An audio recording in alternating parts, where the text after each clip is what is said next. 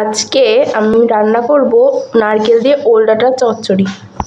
এই যে এটা হচ্ছে ওলের ডাঁটা। প্রথমে ওলের ডাঁটাটাকে কেটে নেব।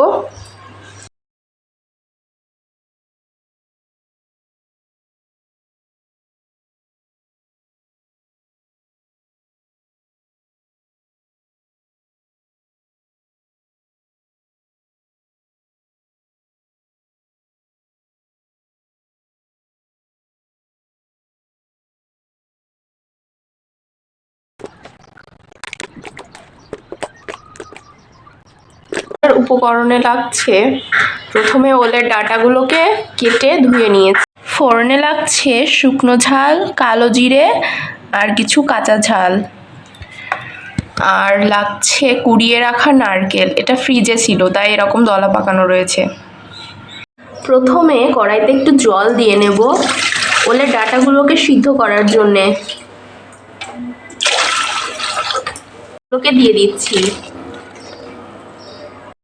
এবার সেদ্ধ হয়ে গেছে ওলের ডাঁটাগুলো, এবার জল ঝরিয়ে নেব।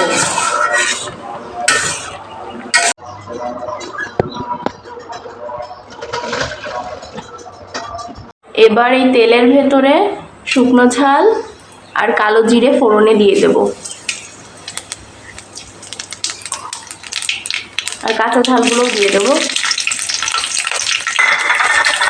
এবার জল ঝরিয়ে রাখা ওলগুলোকে দিয়ে দেব এবং আর একটু হলুদ দিয়ে এটাকে ভালোভাবে ভেজে নেব।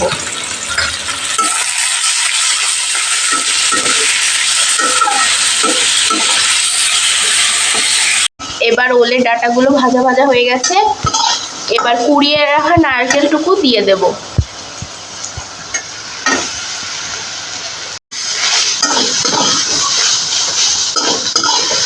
নারকেলটাকেও কিছুক্ষণ ভেজে নিয়েছি ভালোভাবে।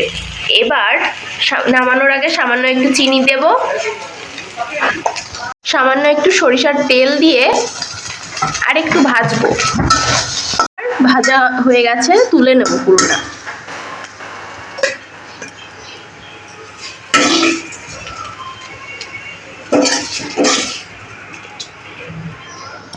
নারকেল দিয়ে ওল ডাঁটার চচ্চড়ি রেডি।